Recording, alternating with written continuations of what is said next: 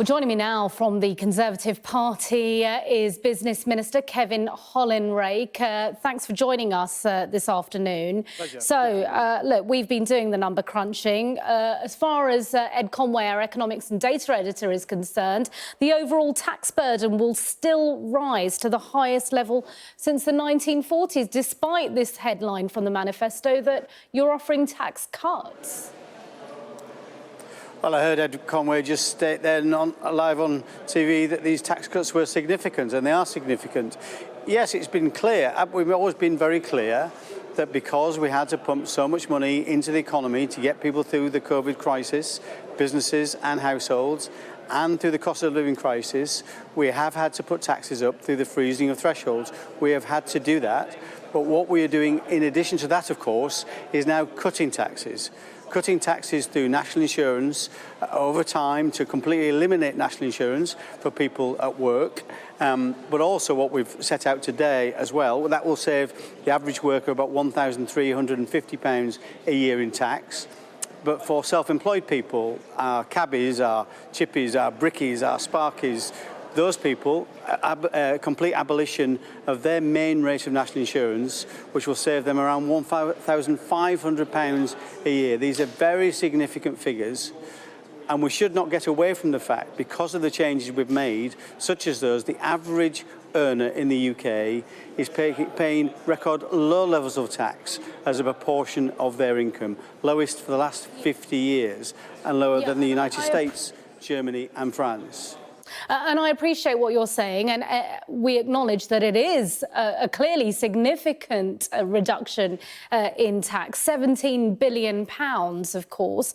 And clearly the Conservative Party, your party, wants to make that distinction from Labour. We heard all of that, but that doesn't shy away from the fact that the tax burden, the overall tax burden, will be the highest since the 1940s, and all paid for by, according to our statistics analysis, £18 billion of welfare cuts and avoidance measures.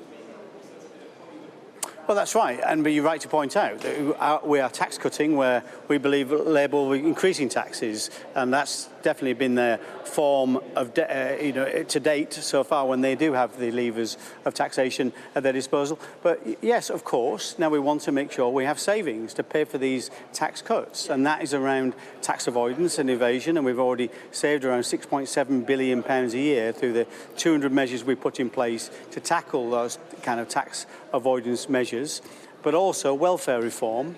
We want to get more people back into the world of work. We've seen a big increase in the number of people off long-term sick, many of those through mental health problems. We're keen to put measures in place to help those people back into the place of work. That is good for our economy, it's good for the businesses who need people in their workplace, but also it's good for the individual, the well-being you get from being at work. So we think this is the right thing to do. They are not heroic assumptions. We are simply saying if we get back to the point where we're pre-pandemic, we can make these kind of savings and indeed a lot more. So we think these are reasonable assumptions to make, and they will lead to that £12 billion of reduction in the welfare bill. Rishi Sunak is promising a clear plan, bold action and a secure future. It all seems a bit incongruous given the state of the economy that Liz Truss left us with.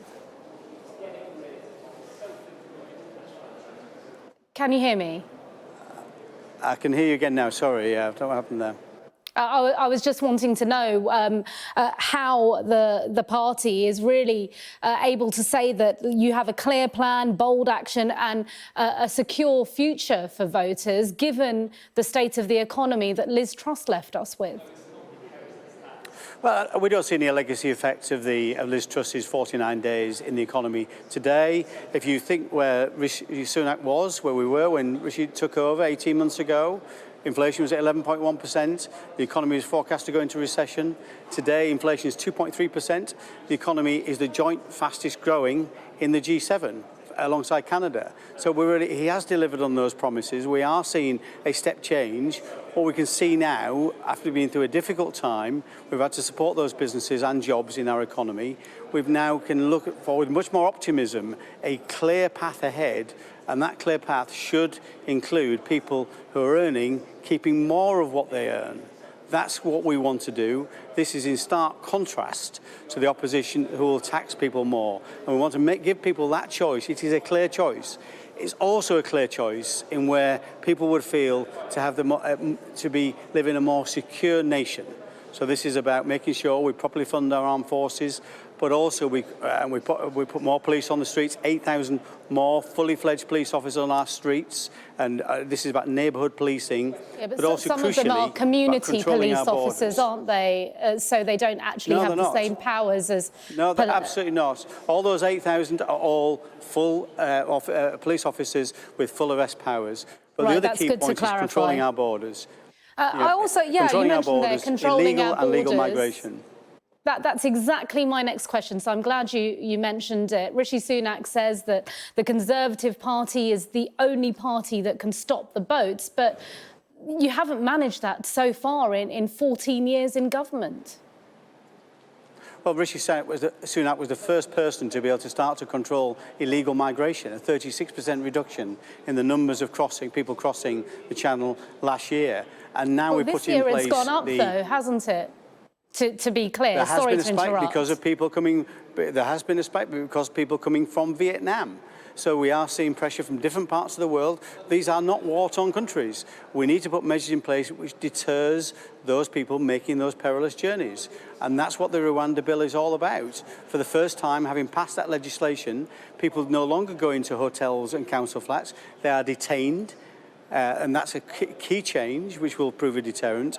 But when we have everything in place, those people will be put on planes and sent to Rwanda. That is the big deterrent. If people vote for Labour or any other party than the Conservative Party, all that will be scrapped, all that work will be undone. There will be no deterrent for people making those crossings, for crossing continents and then making that very perilous crossing across the English Channel. This will work. It is working already. But if we vote anybody else in, other than the Conservative Party, all that work will be undone. You'll see an even greater flow of illegal migrants into this country. OK. One final question, Kevin Hollinrake.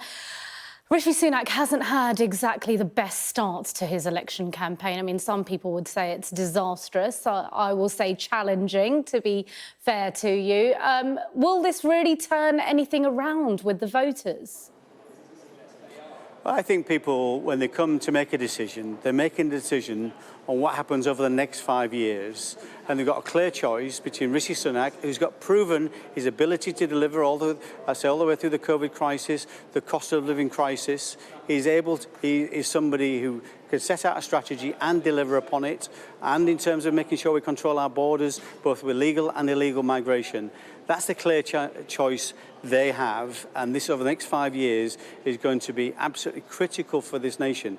If people want those lower taxes and control our borders and make sure we have safer streets, the person to vote for is Rishi Sunak and certainly not Keir Starmer. OK, Kevin Hollinrake, Business Minister, thanks very much indeed for joining us. Thank you.